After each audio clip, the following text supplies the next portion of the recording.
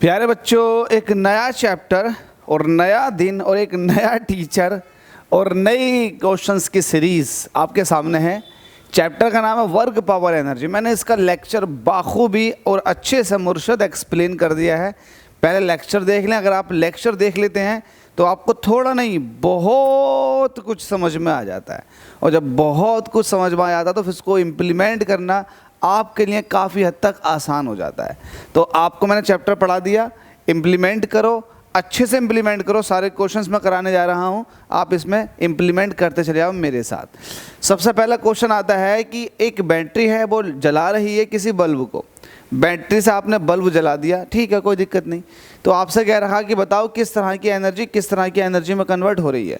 देखिएगा, बैटरी से जब आप बल्ब जलाते हैं तो बैटरी के अंदर प्लस माइनस दो टर्मिनल होते हैं।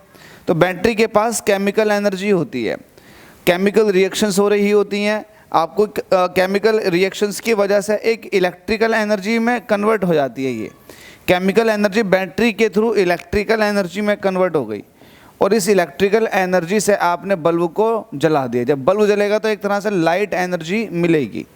तो इस तरह से एनर्जी का कन्वर्जन हो रहा है। मैंने सब बता रखा था, law of conservation of energy, उसमें दिखा रखा कि कौन सी चीज़ किस तरह की एनर्जी को किस तरह की एनर्जी में कन्वर्ट कर रही है। और वहाँ पे मैं दिखाया था कि कुछ मिस्टेक थी, प्रिंटिंग मिस्टेक, सब बताया था।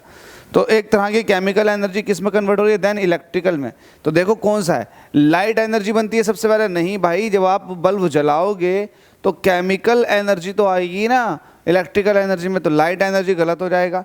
अच्छा, इलेक्ट्रिकल एनर्जी पहले आती है, नहीं भाई केमिकल एनर्जी।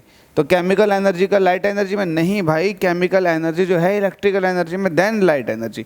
तो ऑप्शन बी बिल्कुल सही डिस्क्राइब कर रहा है। होप सो समझ में आ गया होगा। इसी तरह से इस पूरे चैप्टर के सारे क्वेश्चंस लगवा दूंगा। 10+2 AMU और जामिया की तैयारी करते हैं ना आप, तो ये स्पेशली AMU के अंदर पूछा जाता है। हालांकि और भी बहुत सारे हैं, VIT, वेलोर, सब बहुत सारे कॉलेज हैं इस हिंदुस्तान के अंदर, जिसके अंदर आपको 10+2 की तैयारी करके एग्ज़ाम देना होता। तो सभी 10+2 की तैयारी करने वाले या फिर एग्ज़ाम्स में इस तरह के क्वेश्चंस बनेंगे, और यही सीरीज़ आपके सभी एग्ज़ाम्स के लिए काफ़ी है। चलिएगा आगे चलते हैं, लेकिन ध्यान ये देना है कि ये सिलेबस 9th का है। तो आप ये देख लें कि आपके 10+2 में 9th का आ रहा है नहीं आ रहा।